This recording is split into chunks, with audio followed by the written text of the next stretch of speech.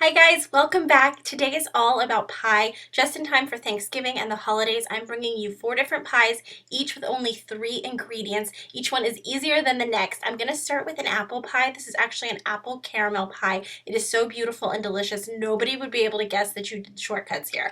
I'm using a refrigerator crust that I just put in a pie dish, and I'm layering in sliced apples. I thinly sliced them. This was 3 apples. I didn't even peel it, guys, to make it even easier. And now I'm pouring over that a jar of caramel sauce. You would find this wherever your grocery store has ice cream toppings like sprinkles, chocolate syrup. You could use any sort of cinnamony, apple-y dessert syrup topping. Think like dulce de leche. Any sort of applesauce topping would be really good in this. And then I'm putting some more strips of that refrigerator crust on top. I'm going to pop this into a 400-degree oven for about 55 minutes. I'm going to cover this with aluminum foil so it doesn't burn. In the last 10 minutes, remove the foil so it gets nice and brown. And then once it's out of the oven, it totally looks like something that you put a ton of time in. That caramel sauce, it takes care of like the flour and the sugar and the lemon and the butter and the cinnamon and all those good things that you would normally need to measure and put into an apple pie. This really means easy as apple pie. It was the simplest thing to do.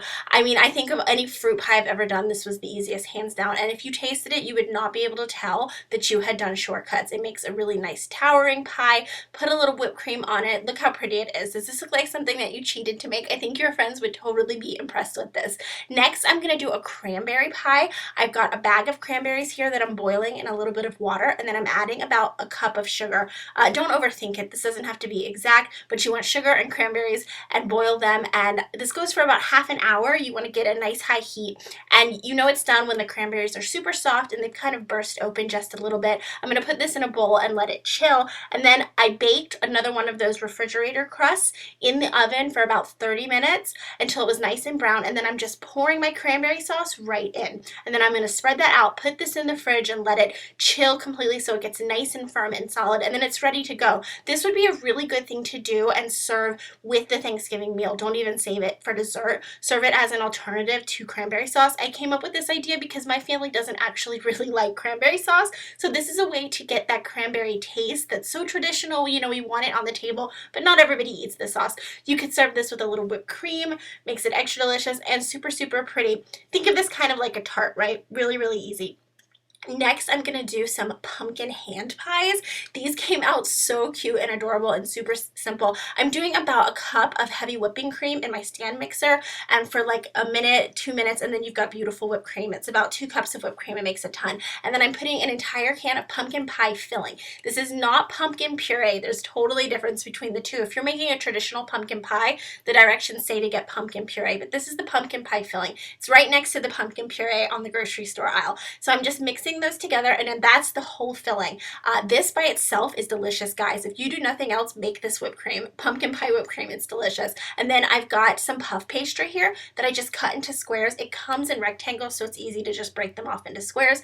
Bake them in a 400-degree oven for about 15 minutes until they are golden brown, and then you can just split them in half, and you're going to make like sandwiches. So I'm doing a dollop of that pumpkin whipped cream in the center of each one, and then I just put the top back on, and you've got a little ham pie. These are so cute. How cute would this be for like a Thanksgiving tea, right? I put these in the fridge and I let them chill up some more because you want that cream to be nice and firm when you serve it. You want to serve it cold and chilled, and then you could pile a couple on a plate. It's kind of like you've got little petit fours, right? And I reserved a bunch of that whipped cream that I made, a bunch of the pumpkin whipped cream, and you could use it in so many ways. It would be really delicious on all kinds of pies, on pecan pie. I'm saving this leftovers that I had. I'm going to serve it on pumpkin pancakes this weekend. So a really great thing to kind of have in your fridge Thanksgiving weekend, and you can put it on so many different things. This would be great for Christmas as well. Think about these recipes for all the holidays coming up. And finally, I'm going to make a chocolate pie. I've got more of that whipped cream in my mixer, and then I took just 1 bag of chocolate chips and I melted them in the microwave, and I'm pouring that right into my whipped cream.